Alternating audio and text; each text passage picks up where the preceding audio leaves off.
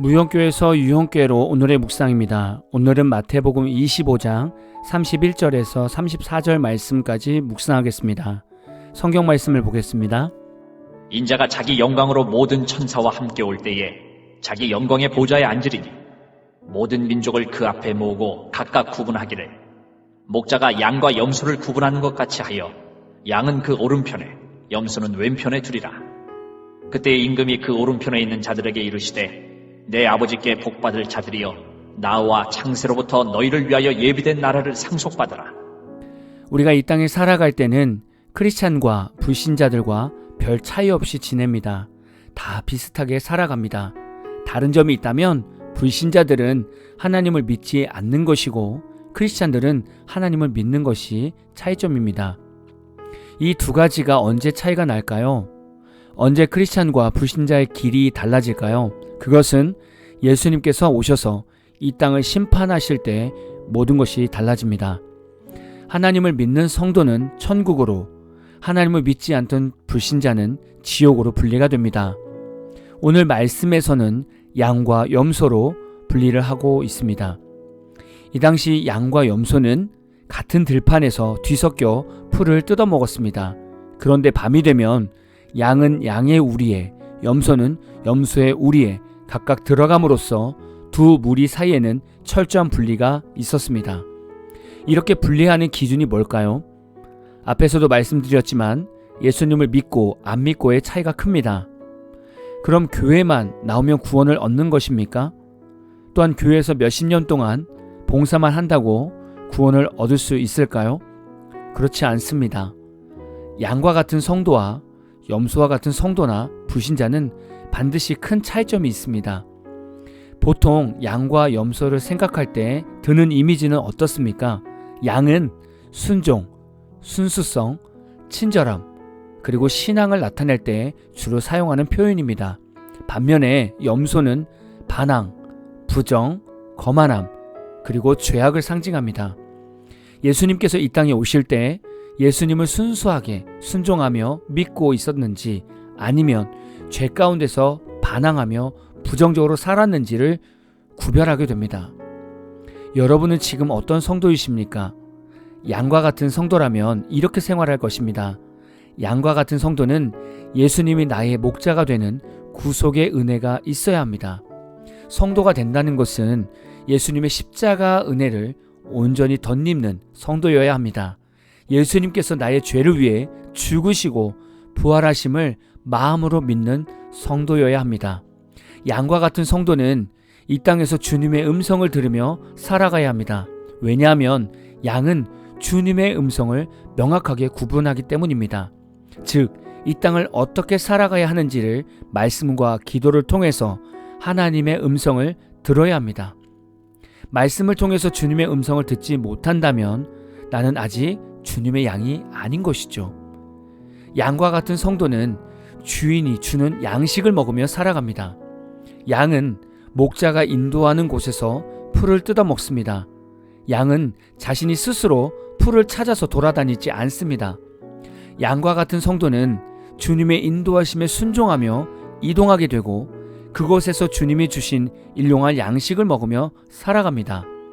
반면 염소와 같은 성도는 이렇게 생활할 수 있습니다. 염소와 같은 성도는 주님의 음성에 반대로 뛰어나갑니다. 교회에서 뭘 하자고 하면 꼭 반대의 의견을 내고 협조하지 않는 성도들이 있습니다. 일단 무조건 반대하고 보는 성도가 있는 것이죠. 염소와 같은 성도는 탁월한 공격성을 가지고 있습니다. 이런 성도는 자신만의 정의감에 빠져서 따지고 항의하는 일에 앞장서게 됩니다. 세상적인 기준으로 교회를 보고 자신의 판단으로 교회와 목회자와 성도들을 판단하고 정죄하며 싸우게 됩니다. 염소와 같은 성도는 자신이 삶의 주인이 됩니다. 대부분 이 말을 잘 이해를 못하는 경우가 많습니다. 저도 종종 놓치는 부분이 이 부분인데요. 목회자나 성도가 내 자신이 삶의 주인이 된다는 것이 무엇인지를 모르고 이것이 얼마나 큰 죄인지도 모르고 살아갑니다. 삶의 주인이 주님이 아니라 내가 되어 살아간다는 것은 모든 결정을 내가 한다는 겁니다. 물론 인생의 결정은 우리 스스로가 결정을 내립니다. 그러나 중요한 것은 기도하고 하나님의 뜻을 따라 결정하는 것이 아니라 그냥 내가 판단하고 내 인생의 경험을 토대로 결정한다는 겁니다. 이렇게 되는 이유는 살아계신 하나님을 인생에서 만나보지 못했기 때문입니다. 지금도 살아서 우리 가운데 말씀하시고 인도하시고 역사하시는 하나님을 만나지 못했기 때문에 그렇게 행동하는 겁니다. 심지어는 하나님의 음성을 듣는 훈련이 안 되고 하나님의 음성을 듣는다는 말 자체가 이해하지 못해서 내 마음대로 살아가는 겁니다. 이런 성도는 삶의 주인이 예수님이 아니라 내가 되어 있을 수 있습니다. 우리가 구원을 얻었다고 고백하는데 어떻게 그 십자가 사랑을 받았다고 고백하는 삶에서 얘는 내 자식이야, 이것은 내 돈이야, 이것은 내 사업이야 라고 말을 하겠습니까? 예수를 믿고 염소의 삶에서 양과 같은 성도로 변하는 삶은 내 삶입니다 에서 내 삶은 예수님의 삶입니다 라고 고백하는 신앙이 되어가는 것입니다. 내가 원하는 삶이 이루어져야 한다고 말하는 것이 아니라 하나님이 원하시는 삶을 항상 구하는 것입니다. 내 성격과 혈기와 내 인생 경험으로 사는 것이 아니라 성령의 인도하심과 성령이 열매를 맺으며 살아가는 것입니다. 저는 모든 이들이 염소의 삶에서 양의 삶으로 변화되는 인생이 예수님 안에서 있으시기를 진심으로 축복합니다. 오늘 마무리 찬양은 마커스 워십의 나의 삶의 결이라는 찬양입니다. 찬양 후에는 잔잔한 연주곡이 있습니다. 말씀을 생각하면서 기도하는 시간을 가져보십시오.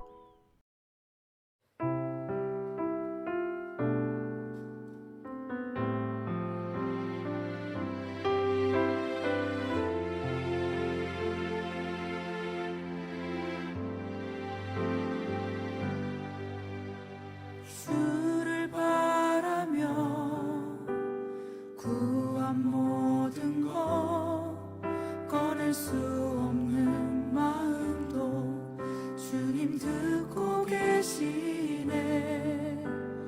뜻하신 대로 인도하소서.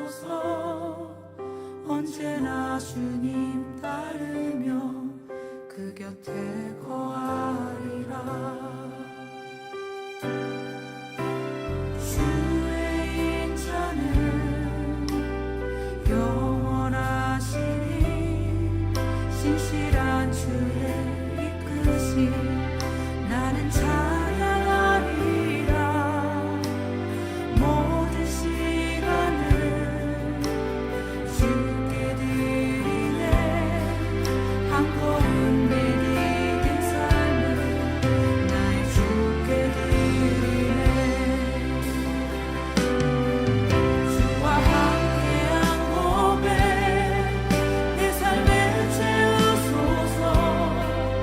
나를 향하신 주님의 마음 담아주소서.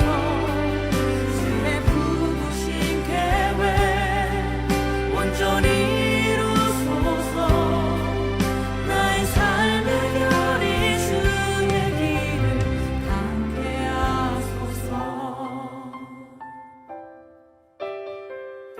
주의 인자는